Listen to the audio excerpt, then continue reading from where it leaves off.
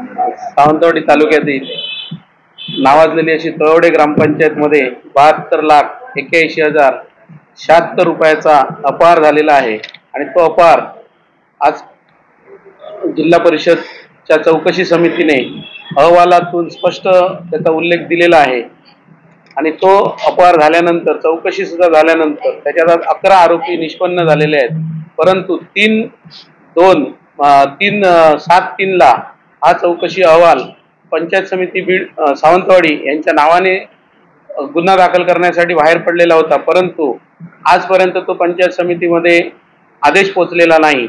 परंतु तो आदेश माझ्याकडे आहे आणि 1-1.5 महिना आज जवळजवळ त्याला झालेला आहे. पंचायत समितीच्या बीडीओंकडून ही प्रक्रिया लांबणीवर आलेली आहे, त्यामुळे तात्काळ ती झाली पाहिजे आणि असे भ्रष्टाचार करणारे जे आरोपी आहेत ते गजाआड झाले पाहिजे, जेणेकरून एवढे मोठे भ्रष्टाचार तालुक्यात, जिल्ह्यात किंवा राज्यात सुद्धा होणार नाही याची सुद्धा दक्षता घेतली पाहिजे. कारण हे प्रशासन जो आज अहवाल दिला त्या अहवालामध्ये 11 जे आरोपी निष्पन्न केले त्याच्यात सरपंच शासन जी आर प्रमाणे सरपंच आरोपी झाला पाहिजे होता, तो त्याला सोडलेला आहे.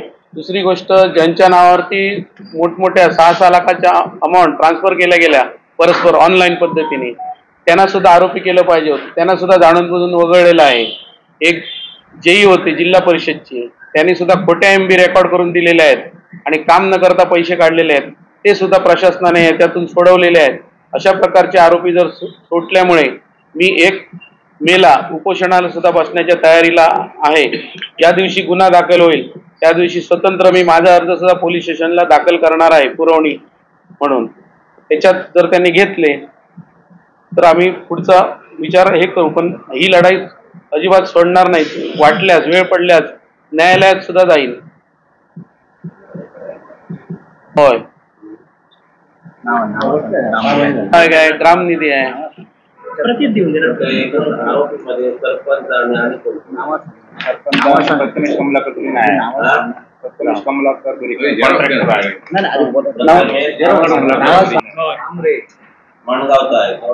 यामध्ये प्रमुख आरोपी नामदेव रामचंद्र तांबे, दुसरे आरोपी पाटेश्वर इलेक्ट्रिक बांदा, दोंडू गजानन बांदिवडेकर निरवडे.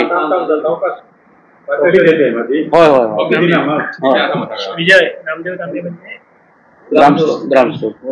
राजपुरोहित इलेक्ट्रिक, विघ्नहर्ता इलेक्ट्रिक सावंतवाडी, गणेश ट्रेडर्स सावंतवाडी, सहकार वस्त्र भांडार, अन्नपूर्णा स्वयं सहायता बचत गट, श्रीकृष्ण एंटरप्राइजेस, मालवणकर स्टोअर्स आणि शांतादुर्गा एजन्सी यांच्याशी सदर प्रकरणी आर्थिक व्यवहार झाल्याने संबंधितांवर फौजदारी गुन्हा दाखल करण्याबाबत आवश्यक ती कारवाई करावी.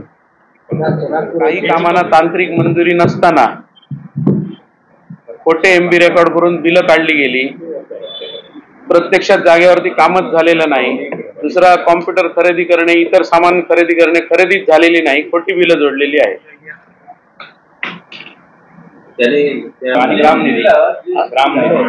GST सुद्धा नाही ना. GST हे बघा कसं माहिती आहे, 6 लाख रुपये ना एकाच्या नावावर ट्रान्सफर मारले, काय परत 6 लाख रुपये दुसऱ्याच्या नावावर त्यांनीच मारले. माझ्याकडे ते पुरावे असत, म्हणजे याची बँकेची ट्रान्सफर. मग त्यांनी GST ची अमाऊंट का नाही काढू रोखला आम्ही. रोखला बीडीओनी. दबाव कोणाचा काय आमचा त्याच्या पाहुणे असतात ते माहित नाही. आदेश सत्ता कोणाची? 7 आता जिल्हा परिषद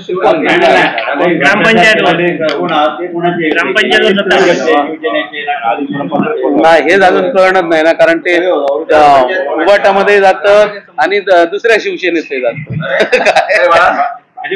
काय आदेश पारित होऊन शिवसेना नाही. आणि कसं नाही, आम्ही 13 सदस्य अपात्र होण्यासाठी अर्ज देतो परत.